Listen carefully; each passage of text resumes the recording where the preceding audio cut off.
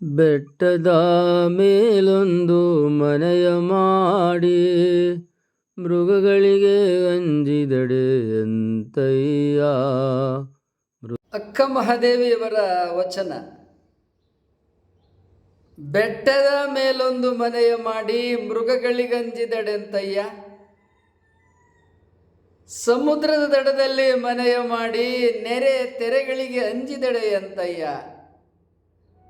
ಸಂತೆಯೊಳಗೊಂದು ಮನೆಯ ಮಾಡಿ ಶಬ್ದಕ್ಕೆ ನಾಚಿದಡೆಂತಯ್ಯ. ಲೋಕದೊಳಗೆ ಹುಟ್ಟಿದ ಬಳಿಕ ಸ್ತುತಿ ನಿಂದೆಗಳು ಬಂದಡೆ ಮನದಲ್ಲಿ ಕೋಪವ ತಾಳದೆ ಸಮಾಧಾನಿಯಾಗಿರಬೇಕು. ಅಪೂರ್ವವಾದ ವಚನ.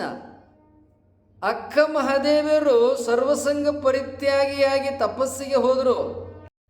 ಅಕ್ಕ ಮಹಾದೇವಿಯವರು ಈ ವಚನದ ಮೂಲಕ ಅವರು ಲೋಕೋತ್ತರವಾದ ಜ್ಞಾನಿಗಳು, ಅನುಭಾವಿಗಳು ಎಂಬುದನ್ನು ಅವರು ಇಲ್ಲಿ ದೃಢಪಡಿಸ್ತಾ ಇದ್ದಾರೆ. ಅವರು ಎಷ್ಟು ಸುಂದರವಾದ ರೀತಿಯಲ್ಲಿ, ಆತ್ಮೀಯವಾದ ರೀತಿಯಲ್ಲಿ ಸಮಾಧಾನವನ್ನು ಜಗದ ಜೀವಿಗಳಿಗೆ ತಿಳಿಸ್ತಾ ಇದ್ದಾರೆ ಎಂಬುದಾಗಿ ಹೇಳಿದರೆ ಅಮೋಘ. ನೀವು ನಮಗೆ ಮೌಲಿಕವಾದ ಸಬ್ಸ್ಕ್ರೈಬರ್ಸು. ಇದುವರೆಗೆ ಸಬ್ಸ್ಕ್ರೈಬ್ ಮಾಡದೆ ಹೋಗಿದರೆ ಕೂಡಲೇ ಅಲ್ಲಿ ಸಬ್ಸ್ಕ್ರೈಬ್ ಬಟನ್ ಒತ್ತಿ, ಬೆಲ್ ಬಟನ್ ಕಾಣುತ್ತೆ, ಬೆಲ್ಲನ್ನು ಒತ್ತಿ, ಲೈಕ್ ಮಾಡಿ, ಶೇರ್ ಮಾಡಿ. ನಿಮ್ಮ ವಾಟ್ಸಪ್ನಲ್ಲಿ ಅನೇಕರ ಫೋನ್ ನಂಬರ್ಗಳಿರುತ್ತೆ. ಕನಿಷ್ಠ 10ರಿಂದ 20 ಜನರಿಗೆ ಈ ವಿಡಿಯೋಗಳನ್ನು ಶೇರ್ ಮಾಡಿ. ಅಕ್ಕ ಮಹಾದೇವಿಯವರು ಈ ವಚನದಲ್ಲಿ ವಿವರಿಸ್ತಾ ಇದ್ದಾರೆ. ಅವರು ಲೋಕ ಸಂಚಾರವನ್ನು ಮಾಡಿಕೊಂಡು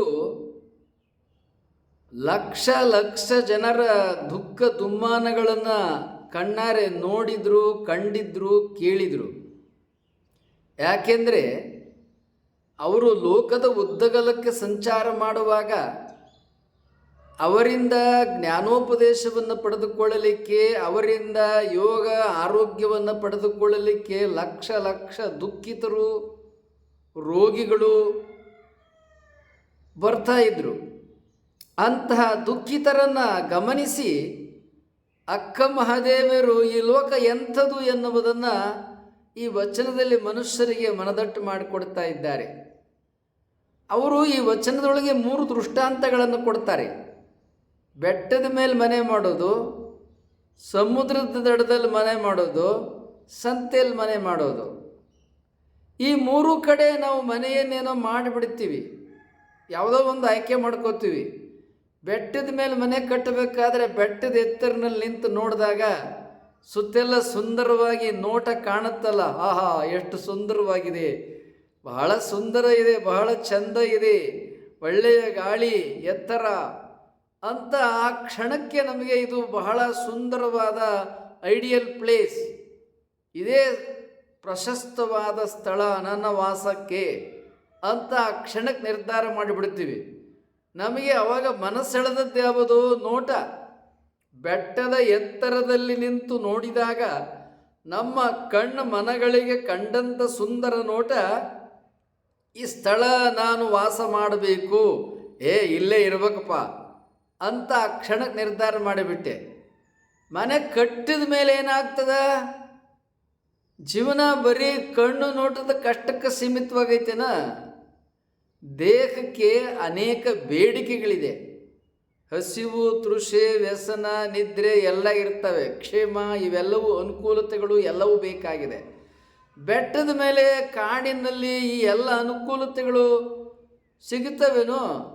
ಅಲ್ಲಿ ಸಿಗದೇನೋ ಕಣ್ಣಿಗೆ ಸುಂದರವಾದ ನೋಟ,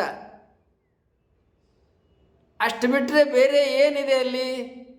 ಉಳಿದದ್ದೆಲ್ಲವನ್ನು ನಿನಗೇನು ನಿತ್ಯ ಜೀವನಕ್ಕೆ ಬೇಕಾದ ಹಸಿವು, ತೃಷೆ ಎಲ್ಲವೂ, ಬೇಕು ಬೇಡಗಳು ಎಲ್ಲವನ್ನೂ ನೀನು ಅಲ್ಲಿಗೆ ಹೊರಗಿನಿಂದ ತಗೊಂಡು ಹೋಗ್ಬೇಕು.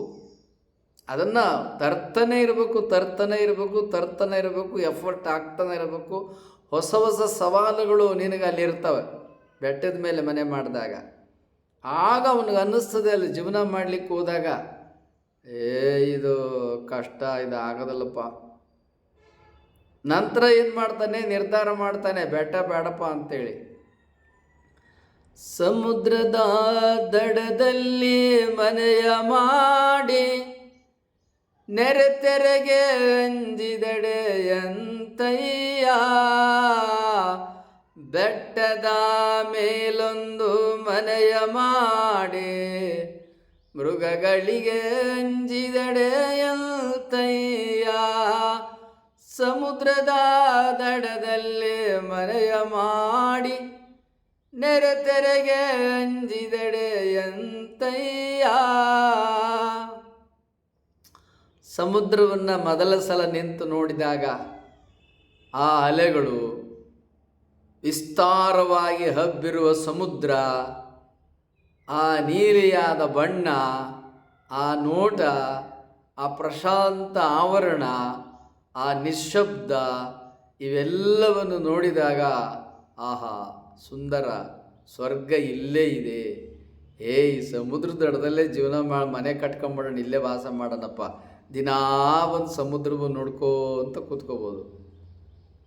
ನಮ್ಮ ಜೀವನದ ಚಿಂತೆ ದುಃಖ ಎಲ್ಲ ಕಳೀತದೆ ಈ ಸಮುದ್ರ ನೋಡ್ತಾ ಕೂತ್ರೆ.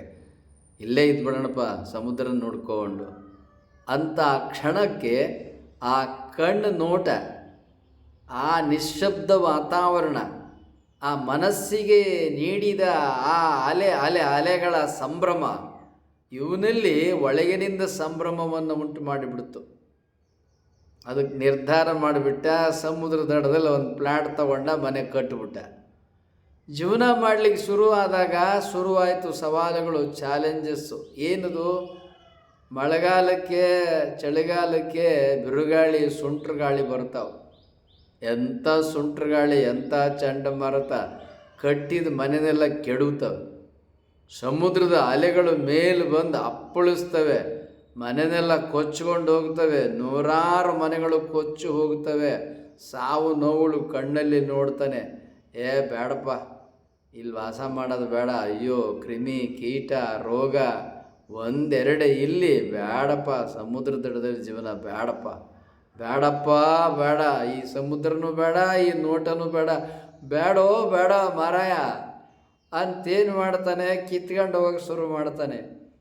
ಸರಿ, ಬೆಟ್ಟದ ಮೇಲೆ ನೋಟ ಚೆನ್ನಾಗಿದೆ, ಸಮುದ್ರ ದಡದಲ್ಲಿ ನೋಟ ಚೆನ್ನಾಗಿದೆ, ಸೌಂದರ್ಯ ಇದೆ. ಆದರೆ ಬದುಕಕ್ಕೆ, ನಿತ್ಯ ಜೀವನಕ್ಕೆ ಬೇಕು ಬೇಡಗಳು ಏನೋ? ಎಲ್ಲಿಗೋಗ್ಬೇಕು? ಸಂತೆಗೆ ಹೋಗ್ಬೇಕು, ಬಜಾರ್ಗೆ ಹೋಗ್ಬೇಕು. ಅದಕ್ಕೆ ಸಂತೆಗೆ ಬಂದ, ಅಯ್ಯೋ ಎಲ್ಲ ಇಲ್ಲೇ ಸಿಗ್ತದೆ, ಏನು ಬೇಕು ಎಲ್ಲ, ತಿನ್ನಕ್ಕೇನು ಬೇಕು ಎಲ್ಲ ಸಿಗ್ತದೆ. ಅದಕ್ಕೇನು ಮಾಡ್ದ? ಕಾಯಿಪಲ್ಯ, ಹಣ್ಣು, ತರಕಾರಿ, ಬಜಾರ್, ಅಕ್ಕಿ, ಬೇಳೆ, ಏನಿಲ್ಲ ಏನುಂಟು? ಸಂತೆಲಿ ಎಲ್ಲ ಐತಪ್ಪ. ಇಲ್ಲೇ ಸಂತೆಲೇ ಒಂದು ಜಾಗ ತಗೊಂಬಿಡೋಣ, ಸೈಟ ಮನೆ ಕಟ್ಬಿಡೋಣ. ಸುಮ್ಮನೆ ಬೆಟ್ಟದ ಮೇಲೆ ಸಮುದ್ರದ ಮೇಲೆ ಕಟ್ಟಿದ್ರೆ ಹಸಿವು ತೃಷಿಗೆ ಬೇಕು ಅಂತ ನಗರಕ್ಕೆ ಹೋಗ್ಬೇಕಿತ್ತು, ಸಂತೆ ಹುಡ್ಕೊಂಡು. ಸಂತೆಯಲ್ಲೇ ಕಟ್ಟಿಬಿಟ್ರೆ ಎಲ್ಲೂ ಹೋಗಂಗಿಲ್ಲ, ಎಲ್ಲ ಇಲ್ಲೇ ಸಿಗ್ತದೆ, ಆರಾಮಿರ್ಬೋದು. ಒಳ್ಳೆ ಅಂತೇನು ಮಾಡ್ದ? ಸಂತೆಯಲ್ಲೇ ಒಂದು ಸೈಡ್ ತಗೊಂಡ ಮನೆ ಕಟ್ಟಿಬಿಟ್ಟ. ಸರಿ, ಮನೆ ಕಟ್ಟಿ ಜೀವನ ಮಾಡಿದ ಮೇಲೆ ಏನಾಯಿತು? ಬಹಳ ಸಂತೋಷ ಆಗೋದು, ಎಲ್ಲ ಇಲ್ಲೇ ಸಿಗ್ತದೆ, ಎಲ್ಲೂ ಹೋಗ್ಬೇಕಾಗಿಲ್ಲ. ಕಾಯಿಪಲ್ಯ, ತರಕಾರಿ, ಕಾಳು ಕಡ್ಡಿ, ಏನು ಬೇಕು ನಿತ್ಯ ಜೀವನಕ್ಕೆ ಬೇಕಾದ ಎಲ್ಲ ಅಗತ್ಯ ವಸ್ತುಗಳು ಇಲ್ಲೇ ಸಿಗ್ತವೆ. ಬಹಳ ಸಂತೋಷವಾಯಿತು, ಜೀವನ ಕಳೀತು. ನಂತರ ಸಂತೆ ಸೇರ್ತದೆ, ಸಂತೆ ಬಿಡ್ತದೆ, ಸಂತೆ ಸೇರ್ತತೆ, ಸಂತೆ ಹೋಗ್ತದೆ. ಸಂತೆ ಸೇರಿದಾಗ ಒಂದು ಸಂಭ್ರಮ, ಸಂತೆ ಮುಗಿದಾಗ ಎಲ್ಲ ಕಸ, ಧೂಳು, ಹಲಸು ಎಲ್ಲ ನಾರ್ತದೆ, ಕೆಟ್ಟ ವಾಸನೆ, ಬರೇ ಗದ್ದಲ, ಬರೇ ಧೂಳು, ಆರೋಗ್ಯ ಹಾಳು. ಆಗ ಅವನಿಗೆ ಅನ್ನಿಸ್ತು, ಇಲ್ಲಿ ಅನುಕೂಲತೆ ಏನೋ ಐತೆ, ಆದರೆ ಅನಾರೋಗ್ಯ ಆಗ್ತದಪ್ಪ, ಕೆಡ್ತದೆ, ಒಳ್ಳೆ ಗಾಳಿ ಇಲ್ಲ, ಬರೇ ಧೂಳು, ಬರೇ ಕಸ, ಎಲ್ಲ ಇಲ್ಲೇ ಒಗೆದು ಹೋಗ್ತಾರೆ. ಅಯ್ಯೋ, ಕಸ ಗುಡ್ಸೋಕೆ ಯಾರು ಭದ್ರವಾಗಿರೋರು? ಇಲ್ಲಿ ಜೀವನ ಮಾಡೋಕ್ಕಾಗ್ತದೆ? ಆರೋಗ್ಯ ಕೆಡ್ತದೆ. 6 ದಿನ ಭಾಳ ಮನುಷ್ಯ, 3 ದಿನ. ಸಂತೆ ಕೂಡ ಅವನಿಗೆ ಯೋಗ್ಯ ಅಂತ ಅನ್ನಿಸ್ತಿಲ್ಲ. ಎಲ್ಲಿ ಕೂಡ ಆರೋಗ್ಯ ಮಾಡಲಿಕ್ಕೆ, ಜೀವನ ಮಾಡಲಿಕ್ಕೆ ಬರೋಲ್ಲ, ಇಲ್ಲ ಆರೋಗ್ಯ ಉಳಿಯಲ್ಲ. ಹೀಗೆ ಮನುಷ್ಯ ಯಾವುದೇ ಸ್ಥಳವನ್ನು ನೋಡಿದಾಗ ಕೂಡಲೇ ಅವನಿಗೆ ಆ ಸ್ಥಳ ಅವನಿಗೆ ಇಷ್ಟ ಆಗ್ತದೆ. ಯಾಕೆ? ಅಲ್ಲಿರುವ ಅನುಕೂಲತೆಗಳು. ಅಲ್ಲಿರುವ ನೋಟಗಳು. ಆದರೆ ಅದರ ನಂತರದಲ್ಲಿ ಬರ್ತಕ್ಕಂತಹ ಅಡ್ಡಿಗಳು, ತೊಂದರೆಗಳು, ಸವಾಲುಗಳು, ಪ್ರತಿಬಂಧಕಗಳು, ಆತಂಕಗಳು ಏನು ಅನ್ನೋದು ಆವಾಗ ಇವನ ಗಮನಕ್ಕೆ ಬರಲ್ಲ, ನಂತರ ಗಮನಕ್ಕೆ ಬರ್ತವೆ. ಅಯ್ಯ ಮನುಷ್ಯನೇ, ಅಕ್ಕ ಮಹಾದೇವರು ಹೇಳ್ತಾರೆ, ಜಗತ್ತಿರದೆ ಹಿಂಗೆ ಕಣೆಯ. ನೀನು ಏನು ಅಂದ್ಕೊಂಡಿದೀಯ, ಬದುಕಲಿಕ್ಕೆ ಐಡಿಯಲ್ ಪ್ಲೇಸ್ ಬೇರೆ ಇನ್ನೆಲ್ಲಿಯೋ ಒಂದು ಕಡೆ ಇದೆ, ಕೈಲಾಸ ಬೇರೆ ಎಲ್ಲೋ ಐತೆ, ಸ್ವರ್ಗ ಬೇರೆ ಎಲ್ಲೋ ಐತೆ ಅಂತ ಇರುವುದನ್ನೆಲ್ಲ ಬಿಟ್ಬಿಡ್ತಾನೆ. ಇನ್ನೊಂದೆಲ್ಲೋ ಇರ್ತದೆ ಅಂತ ಹುಡುಕೊಂಡು ಹೋಗಕ್ಕೆ ತೊಡಗ್ತಾನೆ. ಅಕ್ಕ ಮಹಾದೇವರ ವಚನದಲ್ಲಿ ಹೇಳ್ತಾ ಇದ್ದಾರೆ, ವೆರೆವರ್ ಯು ಗೋ, ನೀ ಎಲ್ಲಿಂದೆಲ್ಲಿಗಾದರೂ ಹೋಗು, ಎಲ್ಲ ಕಡೆ ಇದೇ ರೀತಿಯ ಚಾಲೆಂಜಸ್, ಸವಾಲುಗಳು ಇದ್ದೇ ಇರ್ತವೆ. ಎಲ್ಲ ಅಡಚಣೆಗಳು, ತೊಂದರೆಗಳು ಇದ್ದೇ ಇರ್ತವೆ. ಅವೆಲ್ಲವುಗಳನ್ನು ನೀನು ಒಪ್ಕೋಬೇಕಾಗ್ತದೆ. ಎಲ್ಲಿ ನಿನಗೆ ಅನಾನುಕೂಲತೆಗಳಿಲ್ಲ, ಎಲ್ಲಿ ಅಡ್ಡಿ ಆತಂಕಗಳಿಲ್ಲ, ಎಲ್ಲಿ ತೊಂದರೆಗಳಿಲ್ಲ, ಎಲ್ಲಿ ಲೈಕ್ಸ್ ಆ್ಯಂಡ್ ಡಿಸ್ಲೈಕ್ಸ್ ಇಲ್ಲ. ಆದ ಕಾರಣ ಅಯ್ಯ ಮನುಷ್ಯನೇ, ನೀ ಎಲ್ಲಿಂದೆಲ್ಲಿಗಾದರೂ ಹೋಗು. ಹೊಗಳೋರು ಇದ್ದಾರೆ, ತೆಗಳೋರು ಇದ್ದಾರೆ, ಅನುಕೂಲತೆಗಳು ಇದೆ, ಅನಾನುಕೂಲತೆಗಳು ಇದೆ. ಅಯ್ಯ ಮನುಷ್ಯ, ನೀನು ಭಾಳ ವರ್ಷ ಬದುಕೆಲ್ಲ ಕಣೋ. ಈಗಾಗಲೇ ನಿನ್ನ ಜೀವನದಲ್ಲಿ 30, 40, 50 ವರ್ಷ ಕಳೆದು ಬಿಟ್ಟಿದೆಯಾ. ಇನ್ನೆಷ್ಟು ವರ್ಷ ಬದುಕ್ತೀಯ? ಬರೀ ಹಿಂಗೆ ಸ್ಥಳವನ್ನು ಹುಡುಕೊಂತ ಹೋಗಬೇಡ. ಇರುವ ಸ್ಥಳವನ್ನು ಒಪ್ಪಿಕೊಂಡು ಅಲ್ಲಿ ಸವಾಲುಗಳನ್ನು ಸ್ವೀಕರಿಸಿ ಅಭಿವೃದ್ಧಿ ಆಗಲಿಕ್ಕೆ, ಗ್ರೋತ್ ಆಗಲಿಕ್ಕೆ ಏನು ಪ್ರಯತ್ನ ಮಾಡಬೇಕು ಅದನ್ನು ಪ್ರಯತ್ನ ಮಾಡು. ಪ್ರಯತ್ನದಲ್ಲಿ ಜೀವನ ಇದೆ, ಓಡಿ ಹೋಗುವುದರಲ್ಲಿ, ಪಲಾಯನವಾದದಲ್ಲಿ ಜೀವನ ಇಲ್ಲ. ಇರುವುದನ್ನು ಎದುರಿಸು. ಇದು ಅಕ್ಕ ಮಹಾದೇವರು ಮನುಷ್ಯರಿಗೆ ಹೇಳ್ತಾ ಇರ್ತಕ್ಕಂಥದ್ದು. ಅವರು ಕೂಡ ಹಾಗೆ ಮಾಡಿದರು. ರಾಜ ಲಗ್ನ ಮಾಡ್ಕೊತೀನಿ ಅಂತ ಬಂದ, ಎದುರಿಸಿದ್ರು ಅವರು. ನನಗೆ ನೀನು ಬೇಡ, ನನಗೆ ಚನ್ನಮಲ್ಲಿಕಾರ್ಜುನ ಬೇಕು. ಸಾವ ಕೆಡುವ ಗಂಡರನ್ನು ಒಯ್ದು ಒಲೆಯೊಳಗಿಕ್ಕು. ಒಬ್ಬ ರಾಜನನ್ನು ಸಾವ ಕೆಡುವ ಗಂಡರನ್ನು ಒಯ್ದು ಒಲೆಯೊಳಗಿಕ್ಕು ಅನ್ಬೇಕಾದ್ರೆ ಏನು ಧೈರ್ಯ, ಏನು ಕೆಚ್ಚು, ಏನು ಆತ್ಮವಿಶ್ವಾಸ ಇರಬೇಕು ಅಕ್ಕ ಮಹಾದೇವಿಯವರಿಗೆ. ಆ ಕಾಲದಲ್ಲಿ ರಾಜ ಪ್ರತ್ಯಕ್ಷ ದೇವತಾ, ರಾಜನೇ ಪ್ರತ್ಯಕ್ಷ ದೇವರು ಅಂತ ಇದ್ರು. ದೇವರೆಲ್ಲಿದ್ದಾನೆ? ಕಣ್ಣಕ್ಕೆ ಕಾಣೋದಿಲ್ಲ, ಕಣ್ಣಕ್ಕೆ ಕಾಣೋ ರಾಜನೇ ನಾನೇ ದೇವರು. ನಿಮಗೆ ರಕ್ಷಣೆ ಕೊಡ್ತೇನೆ, ನಿಮ್ಮನ್ನು ಬಾಳ್ವೆ ಮಾಡಿಸ್ತೇನೆ, ನಿಮಗೆಲ್ಲ ಮಾಡ್ತೇನೆ, ನಾನು ಅಧಿಪತಿ ಇದ್ದೇನೆ, ನನ್ನನ್ನೇ ದೇವರು ಅಂತ ಪೂಜೆ ಮಾಡಿ ನಾನು ಹೇಳ್ದಂಗೆ ಕೇಳಿ ಅಂತಿದ್ದ ಅವನು ರಾಜ. ಅಕ್ಕಮ್ಮ ದೇವರಂದರು, ರಾಜ ಕೊತ್ತಂಬರಿ ಬೀಜ, ಈ ಸಾವ ಕೆಡುವ ಗಂಡರನ್ನು ಇದು ಒಲೆಯೊಳಗೆಕ್ಕು. ನನ್ನ ಮುಂದೆ ಏನು ನೀನು ಬಡಿವಾರ? ನಾನು ಚನ್ನಮಲ್ಲಿಕಾರ್ಜುನ ದೇವರನ್ನು ಲಗ್ನ ಮಾಡಿಕೊಳ್ತಕ್ಕಂಥವನು. ಸತ್ತು ಹುಟ್ಟುವ 3-4 ವರ್ಷ ಬದುಕತಕ್ಕಂಥ ನಿನ್ನಂಥ ಮನುಷ್ಯರು ನನಗೆ ಬೇಕಾಗಿಲ್ಲ. ನಾನು ಚನ್ನಮಲ್ಲಿಕಾರ್ಜುನ ದೇವರನ್ನು ರಿಯಾಲಿಟಿ, ಅವನನ್ನು ಲಗ್ನ ಮಾಡಿಕೊಳ್ತಕ್ಕಂಥವಳು. ಅಪರಿಪೂರ್ಣನಾಗಿರುವ ನಿನ್ನಂತಹ ಮನುಷ್ಯ, ಸ್ವಾರ್ಥಿ ಮನುಷ್ಯರು, ದ್ವೇಷ ಮನುಷ್ಯರು ನನಗೆ ಬೇಕಾಗಿಲ್ಲ.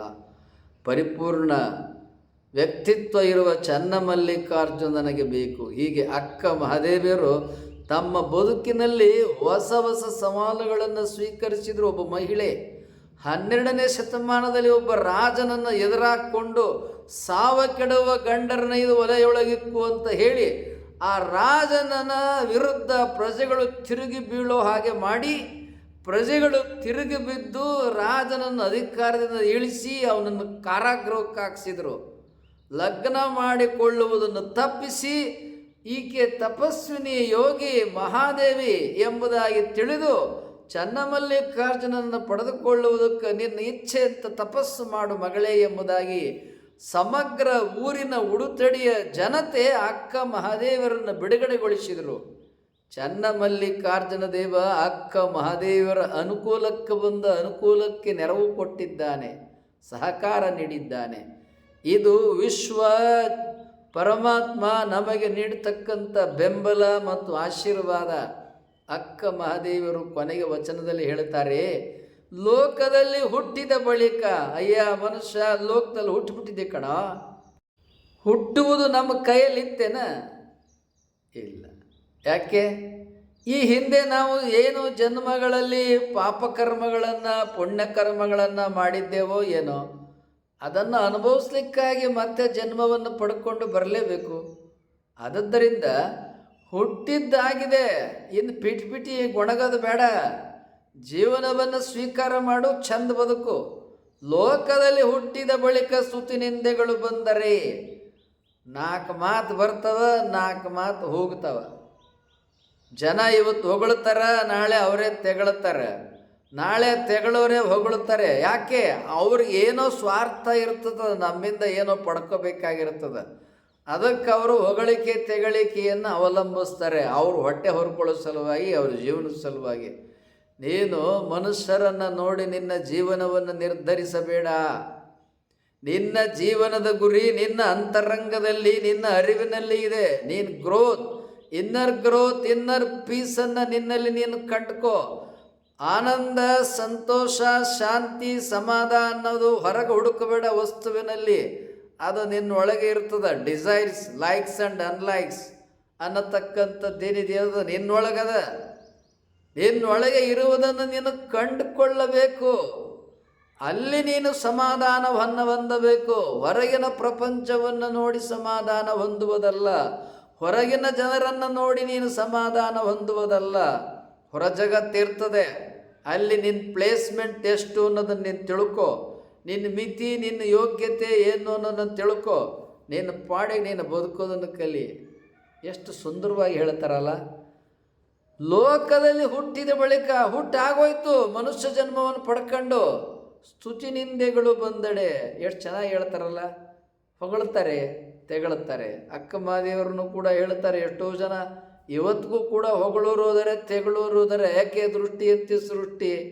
ಅಕ್ಕ ಮಹಾದೇವರನ್ನು ಯಾರು ತೆಗಳುತ್ತೀರಿ, ಅವರು ಪಾದ ಇಟ್ಟರಲ್ಲ, ಆ ಪಾದದ ಧೂಳಿದೆಯಲ್ಲ, ಆ ಧೂಳಕ್ಕೆ ನೀವು ಸಮ ಇಲ್ಲ. ತೆಗಳೋ ಜನ ಇರ್ತಿರಲ್ಲ ನೀವು. ಅಕ್ಕ ಮಹಾದೇವರು ಅಡಿ ಇಟ್ಟಲ್ಲಿ ಪಾದಕ್ಕೆ ಸೋಂಕಿದ ಒಂದು ಧೂಳಿಗೆ ನಿಮ್ಮ ಜೀವನ, ನಿಮ್ಮ ವ್ಯಕ್ತಿತ್ವ ಸಮ ಇಲ್ಲ. ಮೊದಲು ನಿಮ್ಮ ಬಾಯನ್ನು ಬಂದ್ ಮಾಡಿ ತೆಗಳೋ ಜನರು. ಏಕವಚನದಲ್ಲಿ ಮಾತಾಡೋದನ್ನು ನಿಲ್ಲಿಸಿ. ಅವರು ಮಹಾತ್ಮರು, ಇಡೀ ಜಗತ್ತು ಬದುಕಲಿಕ್ಕೆ ಜ್ಞಾನವನ್ನು ಕೊಟ್ಟಿದ್ದಾರೆ. ಅಕ್ಕ Mahadevi the great. Akka Mahadevi the great. Alexander the great ಅಲ್ಲ ಅವನು. 28 ವರ್ಷಕ್ಕೆ ಸೊತ್ತೋದ, ಬದುಕಕ್ಕಾಗಲಿಲ್ಲ ಅವನಿಗೆ. ಏನು ಜಗತ್ತನ್ನು ಗೆಲ್ತಾನೆ? ಇಂಡಿಯಾ ದೇಶನ ಅವ್ನು ಗೆಲ್ಲಕ್ಕೆ ಆಗಲಿಲ್ಲ. ಹಿಸ್ಟ್ರಿಯಲ್ಲಿ ಹೇಳ್ತಾರೆ ಅಲೆಕ್ಸಾಂಡರ್ ದಿ ಗ್ರೇಟ್ ಅಂತ. ಅವನು ಗ್ರೇಟ್ ಅಲ್ಲ, ಅಕ್ಕ ಮಹಾದೇವಿ ದ ಗ್ರೇಟ್. ಅವರು ಹುಟ್ಟಿದ ಜೀವನದಲ್ಲಿ ಒಬ್ಬ ಹೆಣ್ಣು ಮಗಳಾಗಿ ಹುಟ್ಟಿ ಪರಮಾತ್ಮ ಲೋಕೋತ್ತರವಾದ ಕೆಲವು ಸೌಂದರ್ಯವನ್ನು ಕೊಟ್ಟುಬಿಟ್ಟ. ಅಪ್ರತಿಮ ಜಗತ್ತಿನ ಸುಂದರಿ ಅಕ್ಕ ಮಹಾದೇವಿ 12ನೇ ಶತಮಾನದೊಳಗೆ. ಅವ್ರ ಕಂಠ 1000 ಕೋಗಿಲೆಯ ಧ್ವನಿಯನ್ನು ಮೀರಿಸ್ತದ ಅಂಥ ಸುಂದರವಾದ ಕಂಠ. ಅವರ ಜ್ಞಾನ ಅರಿವು, ಯಾವ ಅನಾರೋಗ್ಯ ಇದ್ದರೂ ಅವರು ಯೋಗ ವಿದ್ಯೆಯಿಂದ, ತಮ್ಮ ಜ್ಞಾನದಿಂದ, ತಮ್ಮ ಅನುಭವದಿಂದ ಗುಣ ಮಾಡ್ತಾ ಇದ್ರು.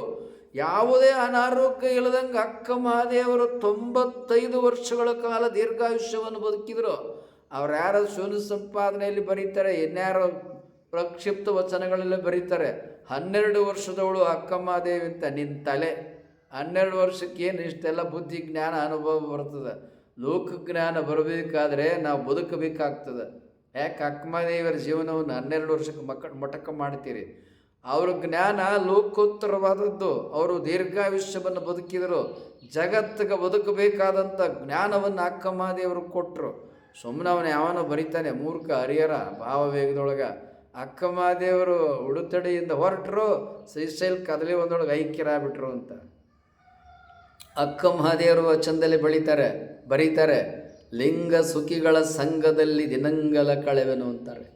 ಚನ್ನಮಲ್ಲಿಕಾರ್ಜುನ ದೇವ ನೀ ಕೊಟ್ಟ ಆಯುಷ್ಯವುಳ್ಳನ್ನಕ್ಕರ, ಲಿಂಗ ಸುಖಿಗಳ ಸಂಘದಲ್ಲಿ ದಿನಂಗಳ ಕಳೆವೆನು ಅಂತಾರೆ. ಏನಂಗಂದ್ರೆ ವಚನ, ಪರಮಾತ್ಮ ನೀನು ನಾನು ಎಷ್ಟು ಆಯುಷ್ಯ ಕೊಟ್ಟಿದೆಯೋ ಅಷ್ಟು ಆಯುಷ್ಯ ನಾನು ಬದುಕ್ತೀನಿ. ಎಷ್ಟೋ ಬದುಕಿರು 95-100 ವರ್ಷಗಳ ಕಾಲ. ಯಾಕೆ? ಅವ್ರಿಗೆ ಚಂದ ಆರೋಗ್ಯ ಇತ್ತು, ಮಹಾಜ್ಞಾನ ಇತ್ತು. ಲೋಕದ ಉದ್ದಗಲಕ್ಕೆ ಅವ್ರ ಜ್ಞಾನವನ್ನು ಕೊಟ್ಟರೆ ಲಕ್ಷ ಲಕ್ಷ ಜನರು ಅವ್ರ ಶಿವಾನುಭಾವವನ್ನು ಕೇಳಲಿಕ್ಕೆ ಬರ್ತಿದ್ರು, ಅವರ ಆರೋಗ್ಯವನ್ನು ಪಡ್ಕೊಳ್ಳಕ್ಕೆ ಬರ್ತಿದ್ರು, ಅವರ ಪಾದಸ್ಪರ್ಶವನ್ನು ಪಾದದೋಳಿ ಸ್ಪರ್ಶ ಮಾಡಿ ಆಶೀರ್ವಾದ ಪಡ್ಕೊಳ್ಳಕ್ಕೆ ಬರ್ತಿದ್ರು. ಅಕ್ಕ ಮಹಾದೇವರು ಯಾರ ದರ್ಶನ ಪಡ್ಕೊಳ್ತಾರೆ ಅವ್ರ ಜನ್ಮ ಪಾವನ.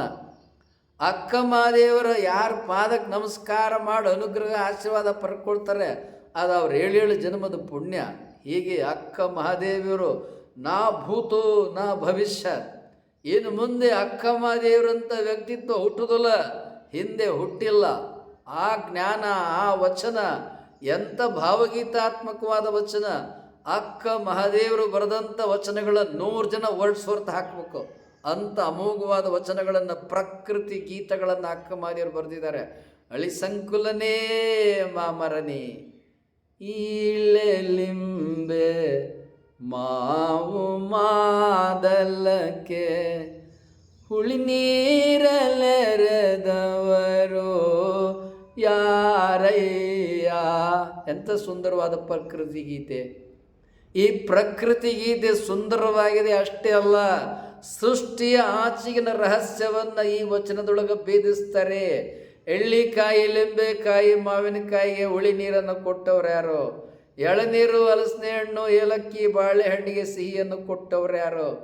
ಈ ಕಾಣದ ಕೈಯನ್ನು, ಸೃಷ್ಟಿಯನ್ನು ಅಕ್ಕ ಮಹಾದೇವರು ವಚನದಲ್ಲಿ ಗುರುತಿಸ್ತಾರೆ. ರಿಸರ್ಚ್, ಸೈನ್ಸ್, ಅನ್ವೇಷಣೆ, ಸಂಶೋಧನೆ, ವಿಜ್ಞಾನ ಇಲ್ಲಿದೆ.